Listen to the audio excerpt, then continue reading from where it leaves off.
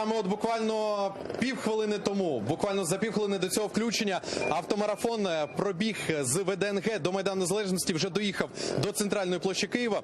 Попрошу оператора показати трошки, наскільки це масово і наскільки це було насправді гарно і вишукано, коли дуже багато кримсько-татарських прапорів у поєднанні з українським прапором, ось, будь ласка, його тримають у руках, вони всі маршем, дуже великим, проїхали Майданом Незалежності, центральною вулицею України. І таким чином ми показали, що і показуємо, продовжуємо показувати, що ми тут, у центрі Києва, у центрі України, безпосередньо можна сказати, підтримуємо і переймаємось, і боліємо за те, щоб Крим якомога скоріше повернувся додому. Ось колона, вона нині припаркована вздовж Майдану Незалежності. Цю колону супроводжувала поліція. Все пройшло без жодних правопорушень. І саме зараз хочу показати, ось безпосередньо люди, які сюди приїхали, вони нині збираються на мітинг імпровізований, який буде на Майдані Незалежності. Ельмаз Ханим, ви бачите у кадрі вже, наша колега, з якою зараз поспілкуємося. Ельмаз Ханим, вітаю вас. Розкажіть, будь ласка, для початку, наскільки важливо проводити такі автопробіги, і як це відбувалося безпосередньо в Криму до аннексии? Конечно, очень важно проводить такие мероприятия. Мы тем самым показываем голос крымских татар. Мы снова рассказываем о нашей трагедии. Я участвовала в автопробеге, и мне очень больно, потому что я вспоминаю, как это было в Крыму, когда мы выходили на улицы, когда мы шли несколько сотен километров пешком, чтобы почтить память тех, кто пережил эту депортацию. А сегодня нам, к сожалению, запрещают даже плакать. Сегодня за такой автопробег уже придут повестки. Мы знаем, что членам Меджлиса уже пришли предупреждения.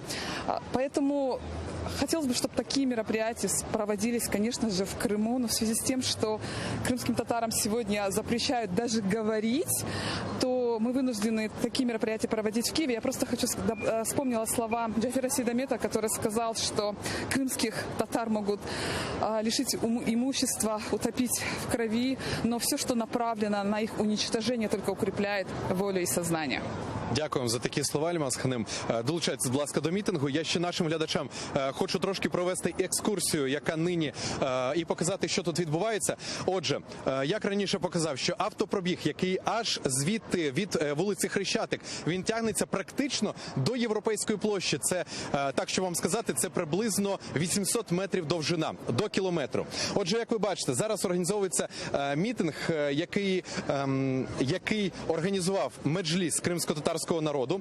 Зокрема, ось там, де вам показує зараз наш оператор, будується сцена, буде повноцінна відеотрансляція, і ми очікуємо виступи лідерів, членів Меджлісу кримсько-татарського народу. Ми очікуємо усіх спікерів, і, звісно, буде вільний мікрофон для висловлення своїх думок, для того, аби Крим почув, що серце України, центр Києва безпосередньо підтримує у такий день, у такі роковини, 75 роковини з дня депортації кримсько-татарського народу, що ми пам'ятаємо, ми знаємо, і ми з боку інформаційного агентства, з боку телеканалу АТР і всіх кримсько-татарських медіа, українських медіа максимально робимо все для того, аби інформаційно нам не затуляли рота. На цьому поки що все. Обов'язково все в ефірі АТР будемо транслювати наживо. Ельвіна Ханим, вам слово.